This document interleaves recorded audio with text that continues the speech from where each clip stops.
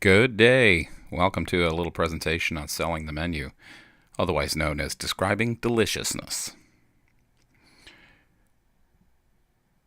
When selling the menu, remember it's all about how well we describe food and drinks in a way that makes the guest want to go shopping. That's our whole goal. Can we entice them to go shopping? And through this process, we end up individualizing each guest's experience. We make it unique to them.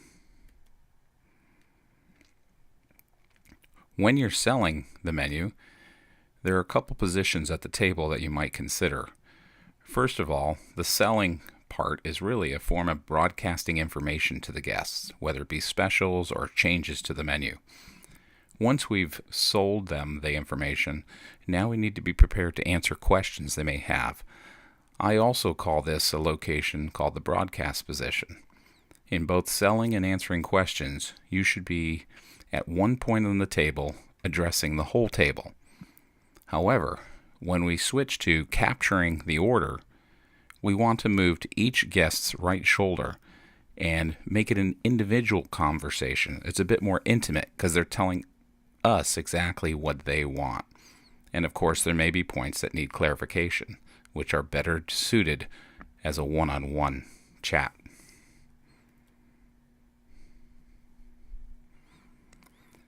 When you sell the menu, it's important that we maintain the process according to how we'll deliver it. So we'll explain the items from first course, second course, and third course. And then when we capture, we'll do the same. We'll take a complete guest order from one guest at a time before we move to the next guest. Remember, your nonverbal communication here is very, very important. Eye contact, the tone of your voice, and how slowly or quickly you talk can help to capture the guest. When selling the menu, we use description to energize the experience. So here I have 3 menu descriptions, all about prime rib from 3 different restaurants I've taken off the web. I'd like you to pause the video at this point, read each description, then unpause and move to the next slide.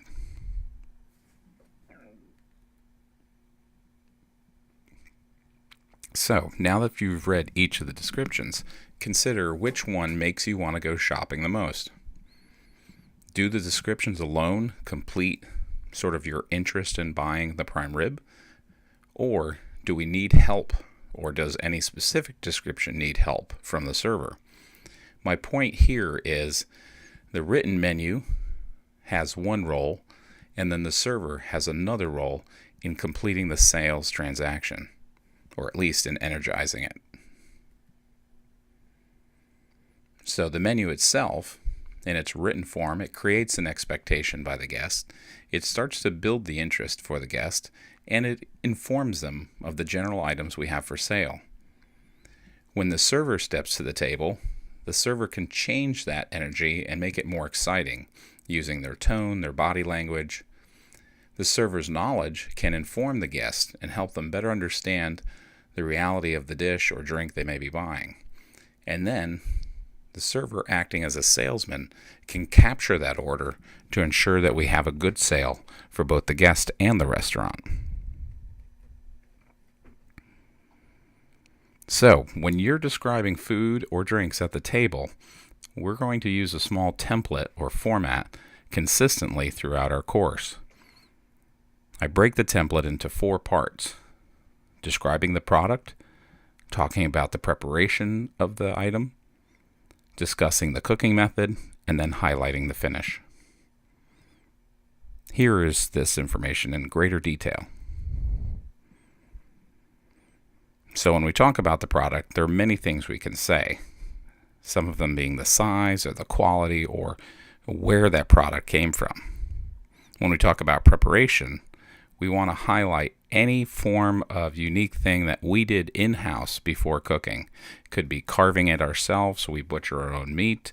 It could be how we marinated the dish, how we seasoned it before cooking. When we get to cooking method, we want to energize the whole experience of how we've produced the dish.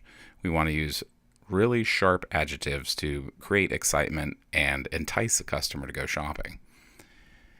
To finish our explanation, we're going to tell of the sauce or accompaniment that completes the dish. We really want to highlight flavor here. So, the template is as simple as, can you take the product, the preparation, the cooking method, and the finish and create one flowing paragraph that energizes the dish you're trying to describe? So why don't you try it? Use this template and apply it to the concept of a cheeseburger. See what you come up with. You can pause the tape, write down some ideas, and then unpause and move forward to take a look at how I did it. So here's my view of the cheeseburger. We could say that it's an 8-ounce patty. The meat comes from Wilshire Farms. It's Black Angus quality. In preparation, we hand form these burgers. We season them with kosher salt and fresh cracked ground pepper. When we cook them, we're going to grill them on an open flame, or maybe we pan sear them. And then when we finish, they are served on a home-baked pretzel bun that has been butter toasted. Now, if you could take those 4 parts and put them into one flowing paragraph, you could have a pretty enticing statement to make customers want to buy that cheeseburger.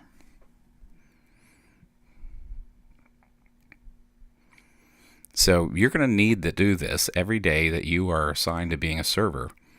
You will be doing this with each entree we have available for sale. So you should complete these descriptions before you come to class, because I'll check to see that they're done. And then you're going to have them listed in your server pad. And this will take some of the work away from your day so that you won't have to do that in class. Remember to use the product, the preparation, the cooking method, and the finish. That's what I'll be looking for in your server pad. Another way a server can energize the guest experience is trying to get the customer to buy a little more, or maybe a little more expensive. We call this suggestive selling. The 3 techniques of suggestive selling are highlighting, using open-ended questions, or upselling. When you highlight, you're simply bringing attention to a particular item on the menu. When you're using open-ended questions, you are creating a discussion, perhaps asking the guests, and when they're thinking about the wines to purchase, what they normally drink at home, what kind of flavors they like. When you're upselling, you're getting the guests to buy something a little bit bigger or of a higher quality so that they're spending a little bit more money, but in return, they're getting greater value.